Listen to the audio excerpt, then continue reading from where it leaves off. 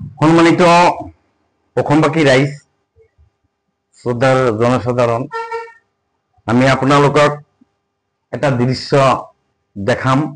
তাৰ আগত অলপ কম,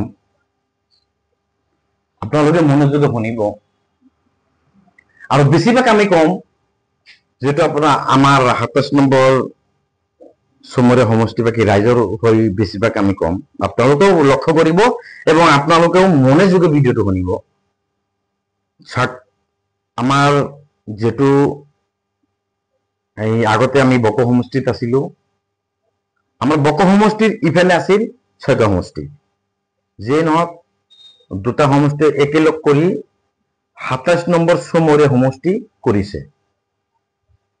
ইফালে যে 6টা সমষ্টি আছিল, সেই সমষ্টিৰ এটা বিধায়ক আছিল ৰেকিবউদ্দিন আহমেদ। আপোনালোকে সবে চিনি পায়, অল অসমৰ ৰাইজেও চিনি পায় এবং কি আমাৰ 27 নম্বৰ চমৰীয়া সমষ্টিৰ ৰাইজেও চিনি পায়, আমিও চিনি পাওঁ।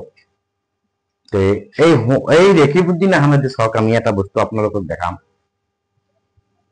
যেটো এই জল পরিবহন মন্ত্রী পীযুষ হাজরিকা, বিজেপির মন্ত্রী, এক্ষেত্ৰত আমাৰ স্ক্ৰিনত চাওক, আপোনালোকে ইপিনে চাওকচোন স্ক্ৰিনত, আৰ ইপিনে চাওক গামোচা পিন্ধাই আছে। এটা মানুহ দুটা নাৱত ভৰি দিছে। তেনেহলে আপোনালোকে লক্ষ্য কৰক, মই আৰ কি কম, আপোনালোকে লক্ষ্য কৰক মই কি কম। এই মানুহজনী আকৌ আমাৰ 27 নম্বৰ চমৰীয়া সমষ্টিত টিকটৰ প্ৰত্যাশী, এনেকুৱা একটা বেয়া মানুহ, এনেকুৱা এটা চৰিত্ৰহীন মানুহ, দুটা নাৱত ভৰি দিয়া মানুহ আমাৰ 27 নম্বৰ চমৰীয়া সমষ্টিত নালাগে। সম্মানিত 27 নম্বৰ চমৰীয়া সমষ্টিবাসী ৰাইজ, আপোনালোকে ভিডিঅ'টো চাব, লাইক শ্বেয়াৰ কৰিব। আৰু এটা কথা আমি ক'বলৈ বিচাৰিছো, সম্মানিত প্ৰদেশ কংগ্ৰেছৰ সভাপতি সম্মানিত গৌৰৱ গগৈ ছাৰ, আপুনি এই ভিডিঅ' যদি দেখা পায় বা আপোনাক যাতে আপুনি দেখা পায়, আপুনি অলপ লক্ষ্য কৰিব মানুহটো কেনেকুৱা। এই মানুহজনী যাতে কংগ্ৰেছ দলত থাকিব নোৱাৰে,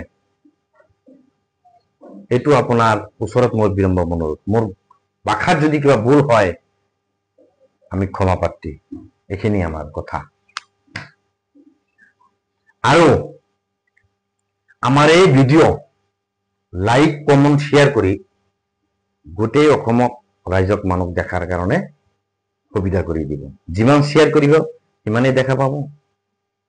এনেকুৱা এটা এই মানুহ, দুটা বৰিদ্ধ মানুহ, একেটা আকৌ আমাৰ 27 নম্বৰ চমৰীয়া সমষ্টি কংগ্ৰেছৰ টিকটৰ প্ৰত্যাশী। বাহ, কি চমৎকাৰ, তেখেতৰ চৰিত্ৰ কি।